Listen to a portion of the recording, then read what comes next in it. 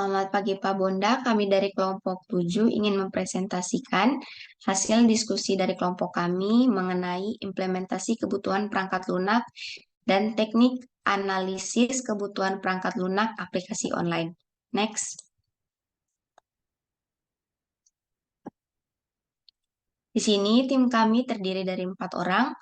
Yang pertama ada Agnes Astri Mulyani dengan NIM 220512141121. Yang kedua ada Keira Rutkezia Dorleben dengan NIM 220512141117. Ada Evander Brian Ramadan dengan NIM 220512141150. Dan yang terakhir ada Zaulhaq El Ghazali dengan NIM 220512141125. Next. Latar belakang. Di tengah perkembangan teknologi informasi yang pesat, aplikasi online telah menjadi elemen penting dalam hidup kita. Aplikasi ini menyediakan berbagai layanan dan solusi untuk berbagai kebutuhan, mulai dari belanja online, pendidikan jarak jauh, hingga manajemen keuangan. Kesuksesan suatu aplikasi online sangat tergantung pada sejauh mana aplikasi tersebut memahami dan memenuhi kebutuhan pengguna dengan baik. Pada dasarnya, keberhasilan pengembangan perangkat lunak, termasuk aplikasi online, dimulai dari pemahaman yang mendalam tentang kebutuhan pengguna. Tanpa pemahaman ini, resiko kegagalan dalam menghasilkan produk yang sesuai dengan harapan pengguna menjadi lebih besar. Next. Tujuan penulisan. Yang pertama, pemahaman yang mendalam. Yang kedua, pengenalan teknik analisis kebutuhan. Yang ketiga, penerapan praktis. Yang keempat, meningkatkan kualitas pengembangan. Yang kelima, meminimalkan resiko kegagalan. Yang keenam, mendorong inovasi. Yang ketujuh, peningkatan pengalaman pengguna. Yang kedelapan, kesuksesan bisnis.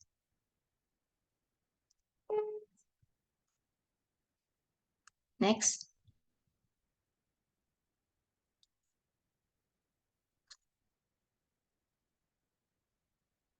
Yang berikut ada manfaat penulisan.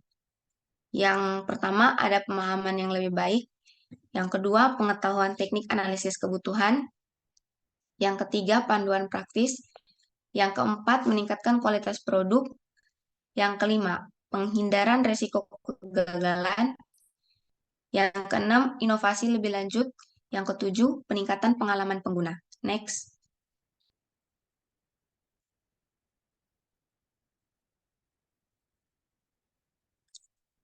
Yang pertama, di sini ada teknik analisis kebutuhan dengan survei kuesioner. Survei adalah metode untuk mengumpulkan informasi dari kelompok yang mewakili sebuah populasi atau sejumlah besar responden. Berikut adalah langkah-langkah dan penjelasan lebih rinci tentang metode ini. Yang pertama, perencanaan dan perancangan kuesioner. Di sini, perencanaan dan perancangan kuesioner terbagi menjadi dua, yaitu ada identifikasi, tujuan utama dari survei, dan informasi yang ingin Anda kumpulkan dari pengguna. Yang kedua, ada rancangan kuesioner dengan pertanyaan yang jelas, terstruktur, dan terkait dengan tujuan aplikasi yang sedang dikembangkan. Yang kedua, ada penyusunan pertanyaan. Penyusunan pertanyaan dibagi menjadi dua, yaitu susunan pertanyaan yang memungkinkan pengguna untuk menyampaikan kebutuhan, preferensi, dan pandangan mereka terkait aplikasi online, dan gunakan kombinasi pertanyaan terbuka dan tertutup untuk mendapatkan data yang mendalam dan terukur. Next.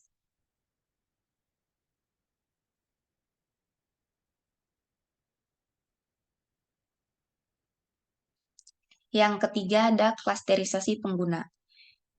Di sini terbagi menjadi dua, yaitu tentukan kelompok target atau segmen pengguna yang akan diwawancarai menggunakan kuesioner. Yang kedua, sesuaikan pertanyaan dengan karakteristik dan kebutuhan masing-masing kelompok pengguna. Yang keempat, ada pengiriman dan pengumpulan data. Bagikan kuesioner kepada responden potensial melalui berbagai saluran online seperti email, platform media sosial, atau situs web aplikasi. Yang kedua, ada pastikan kuesioner dapat diisi dengan mudah dan diakses melalui perangkat seluler dan desktop. Next. Yang kelima, analisis data. Kumpulkan data yang terkumpul dari kuesioner dan gunakan alat analisis data seperti spreadsheet atau perangkat lunak analisis statistik untuk menganalisis dan memproses data. Yang keenam, ada interpretasi hasil. Analisis hasil survei untuk mengidentifikasi tren, pola, dan preferensi yang muncul dari pengguna.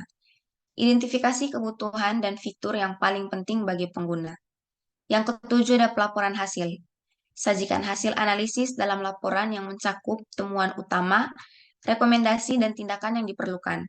Gunakan visualisasi data seperti grafik atau diagram untuk memudahkan pemahaman. Next. Keuntungan metode teknik analisis kebutuhan dengan survei kuesioner dalam pembuatan aplikasi online. Yang pertama, ada memungkinkan pengumpulan data dari banyak responden dengan cepat dan efisien. Yang kedua, kepastian anonimitas. Responden merasa lebih nyaman memberikan pendapat tanpa harus mengungkapkan identitas mereka. Yang ketiga, dapat mencakup basis pengguna yang luas. Dapat mencakup pengguna potensial dari berbagai latar belakang dan lokasi. Yang berikut ada kendala metode teknik analisis kebutuhan dengan survei kuesioner dalam pembuatan aplikasi. Yang pertama ada bias responden. Respon responden dapat dipengaruhi oleh berbagai faktor, seperti suasana hati atau bias personal. Yang kedua ada kesalahan interpretasi. Interpretasi hasil kuesioner dapat bervariasi tergantung pada persepsi individu saat menganalisis data. Next. Yang berikut ada skenario penerapan analisis dengan survei kuesioner. Yang pertama, identifikasi tujuan. Tujuan dari survei adalah untuk memahami kebutuhan dan preferensi pengguna terkait aplikasi online yang akan dikembangkan. Yang kedua, desain kuesioner. Tim pengembangan merencanakan dan mendesain kuesioner dengan pertanyaan terstruktur yang mencakup berbagai aspek aplikasi seperti fungsionalitas, antarmuka pengguna, keamanan, dan kinerja. Pertanyaan dirancang untuk mendapatkan pandangan pengguna tentang apa yang diinginkan dari aplikasi dan bagaimana aplikasi dapat membantu memenuhi kebutuhan mereka. Next. Yang ketiga, pemilihan sampel. Tim pengembangan memilih kelompok target pengguna yang mencakup berbagai segmen seperti usia, preferensi, dan tingkat pengalaman teknologi. Sampel responden dipilih secara representatif untuk memastikan data yang dihasilkan mewakili variasi kebutuhan pengguna. Yang keempat, pengiriman dan pengumpulan data. Kuesioner didistribusikan melalui email, situs web, dan platform media sosial kepada responden yang telah dipilih. Responden diundang untuk mengisi kuesioner secara online, memastikan pengumpulan data yang cukup untuk analisis selanjutnya. Yang kelima, analisis data. Data yang dikumpulkan dari kuesioner diimpor ke alat analisis data seperti spreadsheet atau perangkat lunak statistik. Tim pengembangan menganalisis data untuk mengidentifikasi pola, tendensi, dan preferensi yang muncul dari tanggapan pengguna. Next. Yang keenam, ada interpretasi hasil. Hasil analisis diinterpretasikan untuk mendapatkan pemahaman mendalam tentang kebutuhan terkait aplikasi online. Temuan utama dan temuan kunci diidentifikasi untuk membimbing pengembangan selanjutnya. Yang ketujuh, ada validasi dan konfirmasi. Hasil survei divalidasi dengan melakukan wawancara atau konsultasi tambahan dengan beberapa responden. Hal ini bertujuan untuk memastikan bahwa data yang diperoleh akurat dan mencerminkan pandangan sebagian besar pengguna. Yang kedelapan, kesimpulan dan rekomendasi. Berdasarkan hasil analisis dan interpretasi, tim pengembangan membuat kesimpulan dan rekomendasi untuk pengembangan aplikasi. Rekomendasi termasuk penekanan pada fitur atau fungsi tertentu. perbaikan desain antarmuka, atau perubahan strategi pengembangan. Next.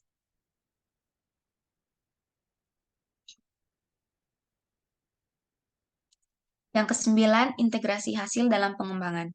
Temuan dan rekomendasi dari survei digunakan sebagai panduan untuk merancang dan mengembangkan fitur-fitur utama dan penyesuaian. Yang ke-10, ada iterasi dan pembaruan. Selama siklus pengembangan berlanjut, survei dapat diulang untuk mengumpulkan umpan balik tambahan terkait versi uji coba atau rilis aplikasi. Dan hasil survei selanjutnya digunakan untuk iterasi dan pembaruan lebih lanjut aplikasi untuk memastikan kesesuaian dengan kebutuhan pengguna. Selanjutnya akan dilanjutkan oleh teman saya. Selanjutnya adalah teknik analisis kebutuhan dengan wawancara. Wawancara adalah salah satu teknik analisis kebutuhan perangkat lunak yang penting dan sering digunakan dalam beberapa aplikasi online. Teknik ini melibatkan interaksi langsung antara analisis kebutuhan atau tim pengembangan dengan pemangku kepentingan atau pengguna potensial. Wawancara adalah cara untuk mengumpulkan informasi tentang kebutuhan, preferensi, dan ekspektasi pengguna terkait aplikasi yang sedang dikembangkan. Berikut ini penjelasan yang sangat detail mengenai teknik analisis kebutuhan dengan wawancara. 1. Yaitu persiapan wawancara. Terdiri dari 3, yaitu yang pertama identifikasi pemangku kepentingan, yang kedua rencanakan pertemuan rancang pertanyaan, yang ketiga siapkan dokumentasi. Lalu ada pelaksanaan wawancara, yaitu yang terdiri dari 5, yaitu yang pertama kenalkan diri, yang kedua tanyakan pertanyaan terstruktur, yang ketiga dengarkan aktif, yang keempat klarifikasi pertanyaan, dan yang kelima catat dan dokumentasikan. Lalu ada analisis data wawancara. Yang pertama identifikasi pola dan kesamaan, prioritaskan kebutuhan, konfirmasi dengan pemangku kepentingan. Ada pengguna hasil wawancara, ada 3, yaitu merancang aplikasi, yang kedua pengembangan keputusan, dan yang ketiga komunikasi dengan tim. Lalu ada iterasi yang ada 2, yaitu lakukan wawancara lanjutan, dan yang terakhir evaluasi terus-menerus. Dengan mengikuti langkah-langkah ini, teknik analisis kebutuhan dengan wawancara dapat membantu dalam memahami kebutuhan pengguna secara mendalam dan merancang aplikasi online yang lebih sesuai dengan harapan mereka. Wawancara adalah alat yang kuat untuk membangun hubungan yang baik antara perangkat lunak dan pemangku kepentingan serta memastikan kesuksesan proyek pengembangan perangkat lunak. Lalu ada skenario penerapan analisis kebutuhan dengan wawancara, yaitu langkah pertama, identifikasi pemangku kepentingan. Pemangku kepentingan utama, perusahaan e-commerce mengidentifikasikan beberapa pemangku kepentingan utama termasuk pelanggan, penjual, dan admin. Langkah kedua, persiapan wawancara. Yang pertama, pemilihan tim wawancara. Perusahaan membentuk tim wawancara yang terdiri dari analisis kebutuhan perangkat lunak, perancang antarmuka pengguna, dan manajer produk. Lalu ada rencanakan pertemuan. Tim wawancara merencanakan pertemuan dengan beberapa pelanggan yang representatif. Mereka juga menentukan waktu dan lokasi yang nyaman untuk wawancara. Yang ketiga yaitu rancang pertanyaan. Tim wawancara merancang daftar pertanyaan terstruktur. Contohnya termasuk apa yang membuat Anda memilih berbelanja online dan apa yang Anda harapkan dari pengalaman berbelanja online. Lalu langkah 3 yaitu pelaksanaan wawancara. Wawancara dengan pelanggan. Tim wawancara bertemu dengan sejumlah pelanggan yang berpengalaman dalam berbelanja online. Mereka bertanya tentang pengalaman mereka, kesulitan yang mereka alami, dan apa yang mereka harapkan dari aplikasi berbelanja online yang ideal. Selama wawancara, mereka mendengarkan dan dengan cermat dan tanggapan pelanggan dan mencatat informasi penting. Yang keempat, analisis data wawancara. Ada 2, yaitu yang pertama, identifikasi kebutuhan utama. Setelah sejumlah wawancara selesai, tim menganalisis data yang mereka kumpulkan. Mereka mengidentifikasikan kebutuhan utama seperti antarmuka yang ramah pengguna, fitur pembayaran yang aman, keragaman produk, dan dukungan pelanggan yang responsif. Yang kedua, prioritaskan kebutuhan. Tim menganalisis hasil wawancara untuk menentukan prioritas kebutuhan. Mereka menyadari bahwa fitur-fitur yang paling penting adalah keragaman produk, navigasi yang mudah, dan dukungan pelanggan yang responsif. Langkah kelima yaitu penggunaan hasil wawancara. Ada dua. Yang pertama, merancang aplikasi. Tim pengembang menggunakan hasil wawancara sebagai panduan utama dalam merancang aplikasi berbelanja online. Mereka memastikan bahwa antarmuka pengguna intuitif, fitur-fitur yang sesuai, dan fitur pembayaran yang aman diimplementasikan. Yang kedua, yaitu iterasi.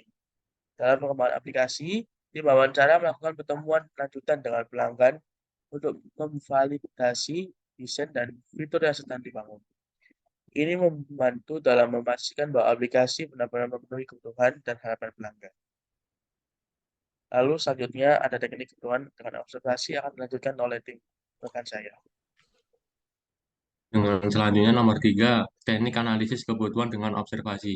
Teknik ini merupakan salah satu metode yang kuat untuk memahami dan kebutuhan pengguna untuk memastikan bahwa perangkat lunak dikembangkan mengeksploitasi konsumen.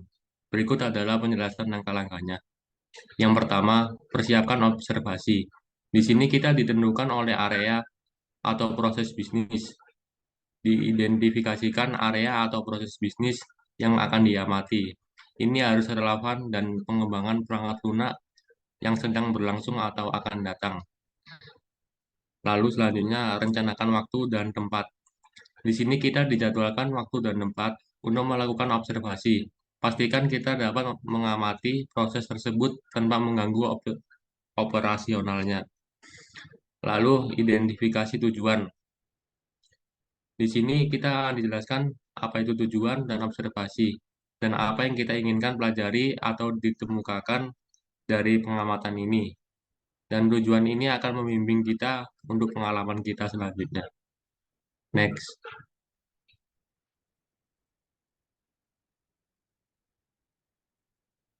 Dan yang kedua, observasi langsung.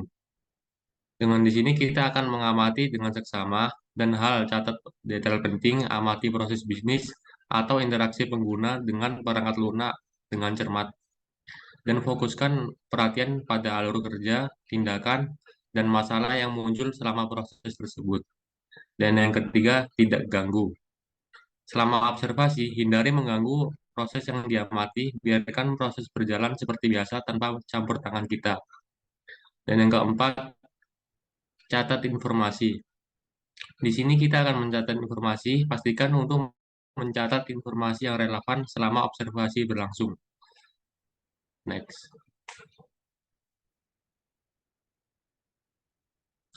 Dan yang kelima, setelah observasi selesai, kita dapat mengembangkan pertanyaan tambahan serta diajukan kepada kepentingan atau pengguna.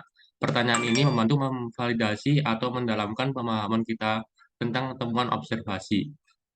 Dan yang keenam, analisis data. Setelah observasi selesai, analisis data yang kita peroleh, identifikasi masalah, kebutuhan, dan potensi akan diperbaikan muncul dari observasi tersebut. Dan yang ketujuh, dokumentasi hasil. Di sini kita akan didokumentasikan hasil observasi secara rinci dan struktur. Gunakan catatan, gambar, atau rekaman untuk mendokumentasikan temuan kita. Next.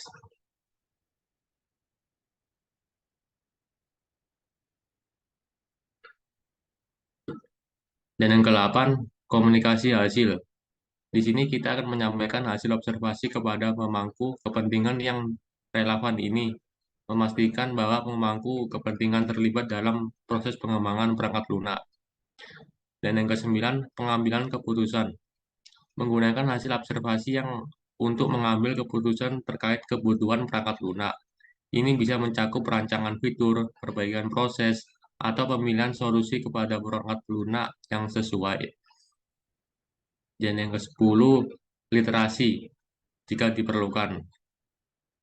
Lakukan observasi tambahan atau perbaikan pada metode observasi ini. Hal ini dapat menjadi proses berkelanjutan untuk memastikan kebutuhan pengguna terpenuhi dengan baik. Next. Jadi kesimpulannya, untuk analisis kebutuhan observasi, bahwa teknik observasi memerlukan keterampilan pengamatan yang cermat dan pemahaman yang mendalam tentang proses bisnis atau interaksi yang diamati. Ini membantu memahami kebutuhan pengguna secara lebih baik dan memastikan pengembangan perangkat lunak yang lebih efektif. Next. Lalu yang selanjutnya akan dijelaskan dengan skenario penerapan analisis kebutuhan dengan analisis observasi. Dan yang pertama, identifikasi masalah. Sebuah perusahaan e-commerce akan menjalankan penjualan online sesuai dengan penjualannya. Dan yang kedua, tujuan observasi untuk memahami bagaimana pengguna dan pembeli mengidentifikasi hambatan atau masalah yang terjadi. Dan yang ketiga, persiapan observasi, seorang analisis kebutuhan bersama timnya merencanakan kunjungan ke situs web e-commerce untuk memastikan memiliki akses.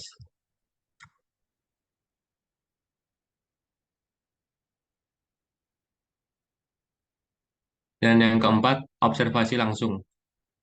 Tim analisis kebutuhan melakukan observasi secara langsung dengan berbagai hal berikut: cara penggunaan navigasi, tindakan mereka yang ambil saat mencari produk, masalah teknis yang muncul, bagaimana pengguna berinteraksi dengan fitur keranjang, dan yang terakhir, respon pengguna terhadap tampilan. Dan yang kelima, catat dan dokumentasikan selama observasi ini, kebutuhan mencatat pengamatan serta tangkapan layar jika diperlukan. Next. Dan yang keenam, wawancara. Jika diperlukan, analisis ini kebutuhan memilih untuk melakukan wawancara tambahan. Dan yang ketujuh, analisis data. Tim analisis kebutuhan menganalisis data yang dikumpulkan selama observasi berlangsung. Dan yang ke-8, validasi observasi. Hal ini akan dikembangkan oleh tim pengembangan, tim desain, dan manajemen perusahaan untuk pastikan bahwa temuan tersebut relevan dan dapat diimplementasikan. Next. Dan yang ke-9, penggunaan hasil observasi. Hal ini akan digunakan sebagai dasar pengembangan perbaikan dalam situs web e-commerce. Dalam skenario di atas, analisis observasi membantu untuk memahami masalah dan kebutuhan pengguna secara langsung, baik saat pengguna sehari-hari, dan memberikan dasar kuat untuk pengembangan aplikasi penjualan online yang lebih baik. Dan selanjutnya akan dibacakan dengan rekan teman saya. Kemudian ada teknik analisis kebutuhan dengan analisis dokumen. Di sini ada langkah-langkah dan penjelasan tentang metode analisis. Di sini langkah pertama ada identifikasi dokumen yang relevan dengan sistem yang akan dikembangkan atau dianalisis. Kemudian ada langkah yang kedua, analisis dokumen yang telah diidentifikasi. Next. Kemudian pada langkah ketiga, buat daftar kebutuhan sistem yang ditemukan dari analisis dokumen. Kemudian langkah yang keempat, verifikasi daftar kebutuhan sistem dengan pengguna sistem atau pengaku kemenangan lainnya. Kemudian ada langkah kelima, validasi daftar kebutuhan sistem dengan melakukan analisis lebih lanjut. Next. Sini kesimpulan dari langkah-langkah tadi, metode teknik analisis kebutuhan dengan analisis dokumen memiliki keuntungan, yaitu dapat menghemat waktu dan biaya karena tidak memerlukan interaksi langsung dengan pengguna sistem atau pemangku kepentingan lainnya. Next. Di sini terdapat skenario penerapan analisis kebutuhan dengan analisis dokumen. Kemudian langkah pertama yaitu mengidentifikasi sumber dokumen. Langkah kedua yaitu mengumpulkan dokumen. Langkah ketiga tinjau dokumen. Next. Kemudian langkah keempat mengidentifikasi kebutuhan. Langkah kelima memprioritaskan kebutuhan. Dan langkah keenam validasi kebutuhan. Pada langkah ketujuh, kita mendokumentasikan kebutuhan. Langkah ke-8, gunakan alat bantu. Langkah ke-9 yaitu merevisi dan pembaruan dokumen. Dan langkah ke-10, komunikasi dan kolaborasi. Pada langkah ke-11, kita akan mereview dan memverifikasi. Dan langkah ke-12, pemantauan dan pemeliharaan. Kemudian, kesimpulan dari skenario tadi, proses analisis kebutuhan dengan analisis dokumen ini membutuhkan ketelitian, komunikasi yang baik, dan pemahaman yang mendalam tentang proyek atau sistem yang sedang dianalisis.